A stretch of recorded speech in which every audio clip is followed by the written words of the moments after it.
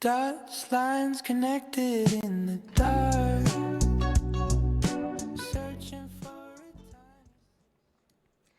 Hello, my name is Haley Park. For my criminology final project, I'll be analyzing the case of Perry Smith and the Clutter family murders through the lenses of general strain theory and labeling theory. To provide a little background on this case, which involves the 1959 invasion of the Clutter family home in the small farming area of Hollycombe, Kansas. Two ex convicts were looking for a safe that they were told contained a large sum of money.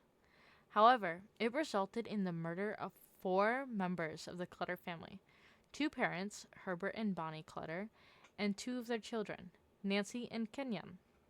At the end of the day, the information that they were given was false, and there was no safe that existed. This horrific act left the other two older daughters as orphans, as they weren't living at the family home at the time. The brutality of the crime shook the nation and became a cornerstone of true crime literature. This case is a classic study in American criminology. It forces us to ask if violence is ever truly senseless or if it is the accumulation of societal labels, childhood trauma, and institutional failures. One of the most chilling aspects was the behavior of the defendants after the trial. Upon being sentenced to death, they were seen laughing with one another, showing a complete disregard for the lives taken as well as for their own fate. While Richard Hickok was an essential part in these crimes, for this presentation I will be focusing my theoretical analysis specifically on Perry Edward Smith. To understand Perry Smith, we will look at two theories. First, general strain theory, which focuses on the internal stressors that pressures individuals into crime as a coping mechanism. Second, labeling theory, which explores society's reaction to an individual, specifically the criminal label, which creates a deviant self-identity. Together, these provide a synthesis of internal pressures and external barriers that led Perry to the Clutter House.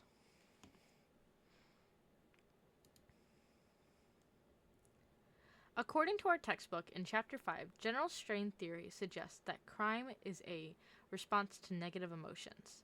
These emotions are usually caused by three things: the failure to achieve valued goals, the removal of positive stimuli, and the presence of negative stimuli.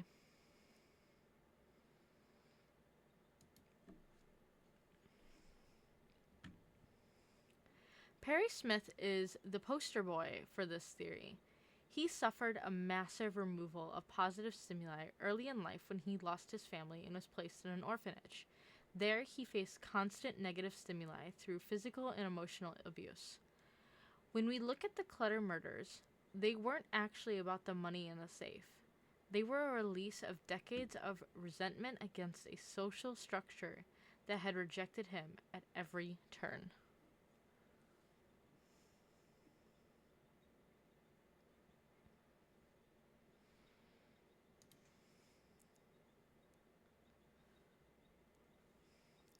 This theory is excellent at explaining Perry's motiveless rage and tracing it back to the institutional failures in the foster care system.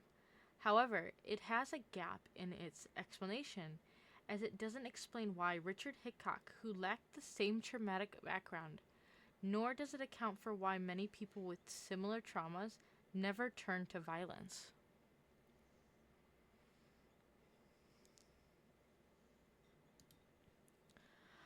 Our second lens is labeling theory from Chapter 8. This theory focuses on the social reaction to a person and how a master status can dictate a person's life path. When we apply this to Smith and Hickok, we see three key concepts. 1. Master status is as an ex-cons in the 1950s Kansas. They were viewed solely as criminals, which overrode any other identity they might have had. 2. Secondary deviants, because they were unable to find legitimate work or societal acceptance, they returned to crime as a way to survive. 3. Deviant subculture is when their time at Lansing prison allowed them to bond with others sharing the deviant label, validating their criminal identities.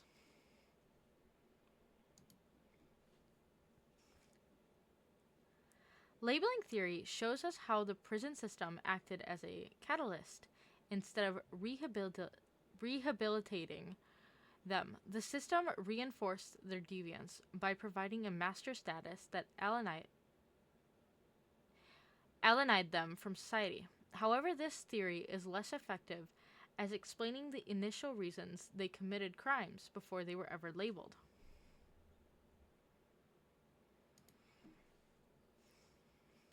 I selected this case because it forces us to look past the monster and see the systems involved. Teaching this material has helped me understand that justice isn't just about punishment. It's about identifying strains before they explode. Personally, I found general strain theory more useful here because it directly addresses the deep-seated rage that fueled Perry's specific actions. Is my work cited?